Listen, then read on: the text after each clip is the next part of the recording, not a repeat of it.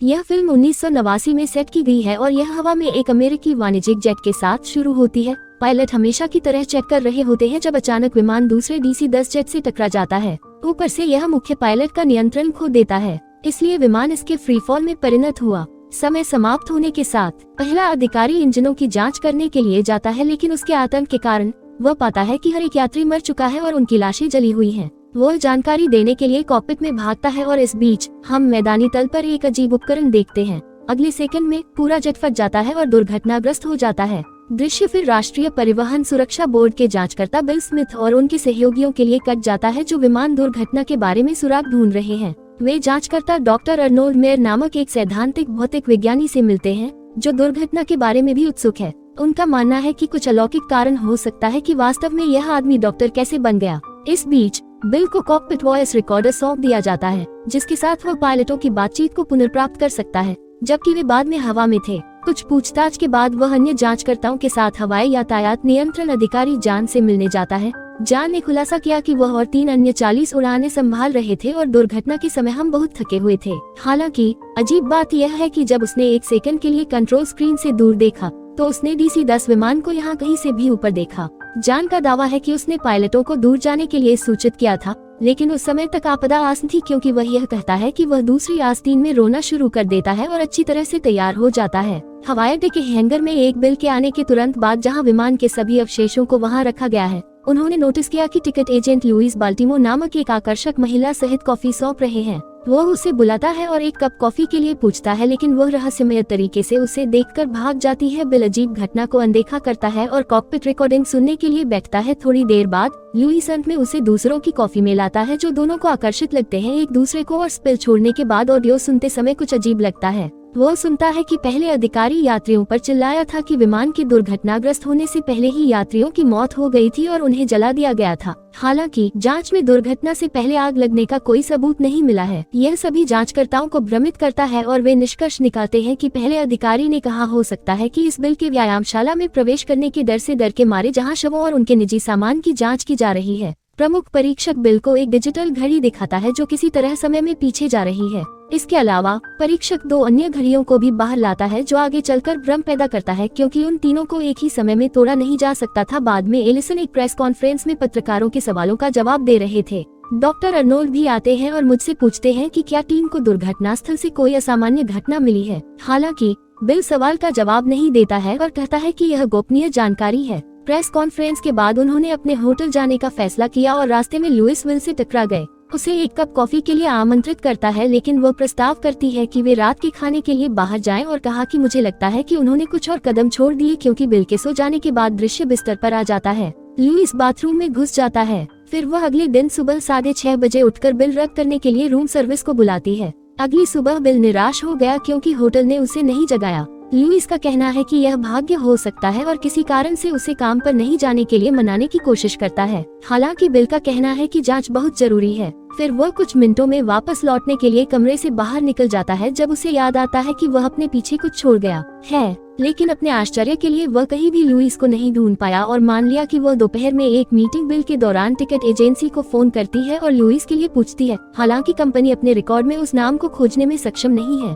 इससे उन्हें विश्वास हो जाता है कि वह रात में अपनी पहचान के बारे में झूठ बोल रही थी। बिल सभी मैदानी अवशेषों को देखते हुए समय बंद करने के बाद भी हैंगर में है। अचानक उसे बीप की आवाज सुनाई देती है और फिर उसे मलबे के नीचे एक चमकती लाल बत्ती दिखाई देती है। आगे की जांच पर यह पता चला है कि आवाज उस अजीब उपकरण से आ रही है जो शुरुआत में दिखाया गया था जब विमान पहली बार दुर्घटनाग्रस्त हो गया था। जब बिल इस अजीब उपकरण के साथ इधर उधर घूमता है, जब अचानक उसे झटका लगता है और वह हिलने डुलने में असमर्थ हो जाता है। फिर 3 महिलाएं किसी तरह की सैन्य पोशाक पहने हुए उसके पास दौड़ती हैं। उनमें से एक महिला लुइस है, जो अब पहले की तुलना में बिल्कुल अलग दिखती है। इसके अलावा वह ऐसे काम करती है और बात करती है जैसे कि उसने बिल को पहली बार देखा हो। इसके बाद महिलाओं में से एक ने खुलासा किया कि डिवाइस को स्टनर कहा जाता है। हमें यह भी पता चलता है कि वे लुइस वॉरेनसिविले को जांच छोड़ने के लिए वापस लाने के लिए आए हैं, या फिर एक विनाशकारी समय विरोधाभास सुनिश्चित होगा। महिलाएं तब एक चमकदार नीली रोशनी में चली जाती हैं और बिल के खड़े होने के कुछ ही समय बाद गायब हो जाती हैं और उनके हाथ में केंद्र का एक हिस्सा होता है, जिसे लुइस उन्हें भविष्य की सेटिंग पर ध्यान केंद्रित करने में देखने में विफल रहा और यह पता चला कि लुइस और अन्य वास्तव में है भविष्य में 1000 वर्षों से समय यात्री। यहाँ प्रदूषण ने मनुष्यों को बांझ बना दिया है और मानव जाति विलुप्त होने के कगार पर है और दुनिया की सर्वश्रेष्ठ वैज्ञानिकों की एक टीम ने महिलाओं को अतीत में उन लोगों का अपहरण करने के लिए भेजा है जो विमान दुर्घटनाओं का पुनरुत्पादन करने में सक्षम थे। इस योजना और अपहृतों को तब तक रोक कर रखा जाता है जब तक कि उन्हें फिर से आबाद करने के लिए सुदूर भविष्य में नहीं भेजा जा सकता। पृथ्वी जो जटिल है। हदीस की यात्रा के समय ने शायद इतना ही कहा होगा कि अरे तुम नीचे और सब कुछ ठीक कर दो। जैसे ही समय यात्रा करने वाली महिलाओं की टीम लौटती है, हमें लुइस के निजी रोबोट शर्मन से मिलवाया जाता है। वो उसे बताता है कि उनका मालिक उन्हें बुला रहा है, इसलिए वे उससे मिलने के लिए नियंत्रण कक्ष में जाते हैं। उनके मास्टर तब लुइस से कहते हैं कि क्योंकि उसने बिल से बात की थी, इससे अतीत बदल गया है और यह भूकंप के समान भूकंप का कारण बनता है। लुइस अपने मालिक से सवाल करता है कि क्या उसे बिल को मारना चाहिए था। हालांकि उसे जल्द ही उसके एक अन्य साथी ने बताया कि इसका परिणाम एक प्रमुख समय विरोधाभास के रूप में होगा, जिससे सभी लोग मारे जाएंगे और टार्नेटिनो को वास्तव में अच्छे विचार मिलेंगे।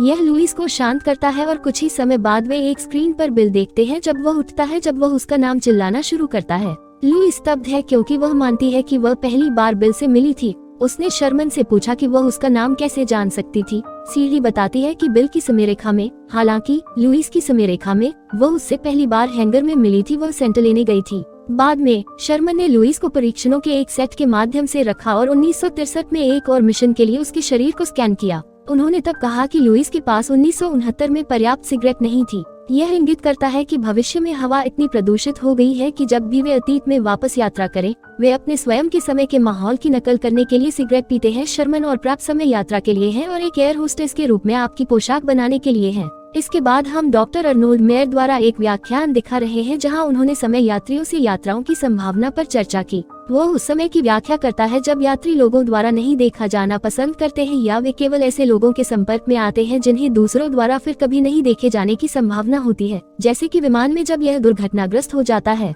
वो समय यात्रियों के वास्तविक होने का दावा करके व्याख्यान का उत्तर देता है। हमें उनके बारे में कम जानकारी है। यह कहीं और एक सामुदायिक कॉलेज हो सकता है। लुइसा अन्य टाइम मशीन में छलांग लगाते हैं और 1963 में वापस यात्रा करते हैं। एक आदमी विमान को हाईजैक करने का प्रयास करता है जिसके परिणामस्वरूप एक समय यात्री को गोली मार दी जाती है, जिससे वह अपना केंद्र छोड़ देती है जो एक लड़के लुइस द्वारा पाया जाता है। फिर अपने मानक का उपयोग करके आदमी को मार देता है। थोड़ी देर बाद लड़का उसे पिछली संतरी के बारे में सूचित करने की कोशिश करता है। मिल गया, लेकिन इससे पहले कि वह कुछ कह पाता लुइस उसे सोने के लिए रख देता है। बाद में विमान का पूरा पिछला आधा हिस्सा टाइम मशीन के माध्यम से भविष्य में चला जाता है। यह पता चला है कि 1963 में विमान दुर्घटनाग्रस्त होने वाला था, इसलिए भविष्य की टीमों को ऐसे लोगों का अपहरण करने के लिए अतीत में भेजा जाता है जो इस तरह से प्रभाव से मरेंगे। कोई जान नहीं ली जाती क्योंकि जो लोग विमान दुर्घटना में मरने वाले थे उन्हें भविष्य में ले जाया जा रहा है। टीम तब यात्रियों को विमान से बाहर ले जाती है और उन्हें समान क्लोनों से बदल देती है जो पहले से ही मर चुके हैं।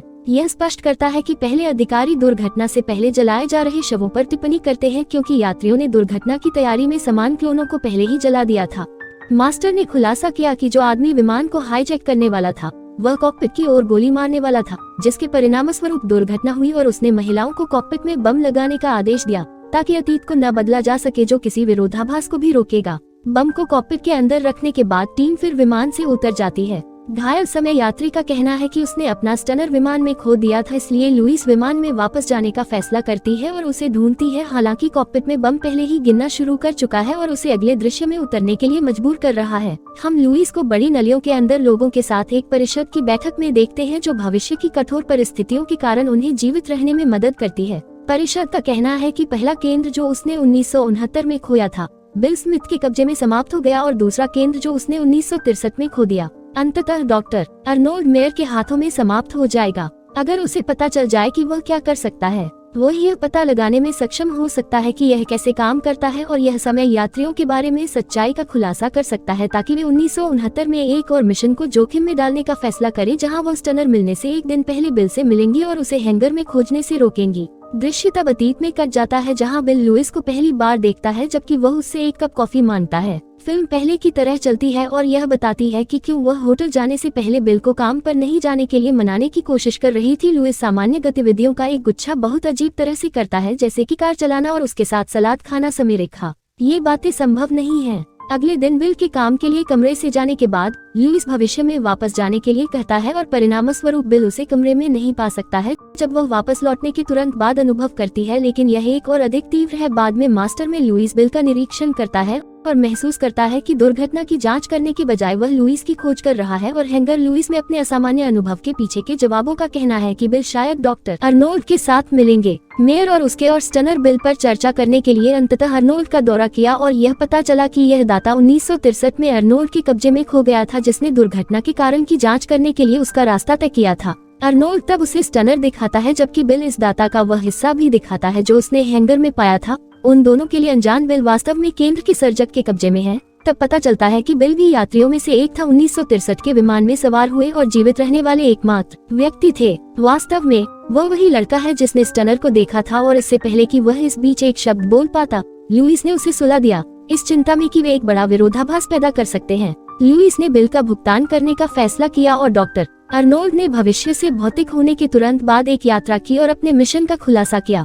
उम्मीद है कि दोनों स्वेच्छा से रहस्य रखेंगे। बातचीत के दौरान बिल के सर्जक की मदद से स्टनर को फिर से जोड़ते समय अर्नोल्ड गलती से खुद को मार लेता है। अब क्योंकि अर्नोल्ड गेट तकनीक के विकास के लिए आवश्यक था, जो समय यात्रा को संभव बनाता है, उसकी मृत्यु एक समय विरोधाभास में परिणाम देती है जो भविष्य में आने के लिए भयानक लुइस की पूरी भविष्य की सभ्यता को नष्ट कर देगी। हालांकि बिल, जिसे अब अंततः अपने जीवन का प्यार मिल गया है, वह पोर्टल के माध्यम से कूदने और भविष्य में उसे खोजने के इरादे से गेट के माध्यम से उसका पीछा करने का फैसला करता है। एक अनंत और तीव्र समय भूकंप के कारण सब कुछ समाप्त हो रहा है जो हमेशा के लिए रहता है। अब मानव जाति को बचाने के लिए कार्रवाई का एकमात्र तरीका यह है कि टाइम मशीन के स्थायी रूप से नष्ट होने से पहले उन सभी लोगों को भेजा जाए जो मैदानी इलाकों से दूर के भविष्य में एकत्र किए गए थे। इसलिए मास्टर धीरे धीरे टाइम मशीन की शुरुआत करता है। जब वह उन लोगों को जगाता है जिन्हें बेहोश रखा जाता है और पेन पकड़े रहते हैं, फिर वह उन्हें पोर्टल के माध्यम से जाने के तुरंत बाद टाइम पोर्टल पर जाने का आदेश देता है। बिल इसके माध्यम से जाने की तैयारी करता है,